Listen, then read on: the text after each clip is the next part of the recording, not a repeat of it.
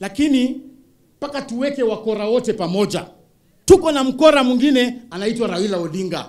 We must mention ukora yake leo pia hapa. Niseme nisiseme? Mulikutana KICC. Mukasign mkataba. Mukasema kwamba chama cha ODM na chama cha UDA kinaungana pamoja ati muende muhakikishe kwamba wale majenzis walikufa na wale walidhulumiwa wakati wa maandamano wanaenda kukompensetiwa. Raila Odinga, mwaka moja ndio inaisha.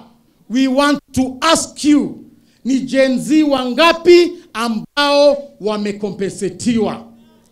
Raila Odinga, nataka kukuuliza swali moja. Yule Mbadi ambaye umepatia kazi, huyo ni jenzi ambaye aliuliwa? Yule mtoto wa Oburu Odinga ambaye umepatia kazi kwa ofisi ya rais, huyo ni jenzi ambaye aliuliwa?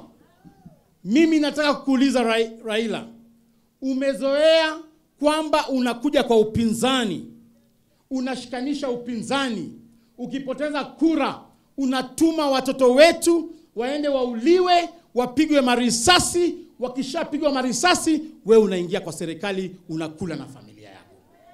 Today I want to call out Raila Odinga kwamba vijana walibubujika damu wakiingia katika parliament, the blood parliament. Walipigwa vifua, wazazi wao wanalia, familia zao zinaumia. Wewe saa hii ati Ruto akienda China unapatia yeye Oburu Odinga kama youth leader atembee na Ruto. Sasa hivi Raila unadanganya wa Kenya ati kwamba wewe hauko kwa serikali.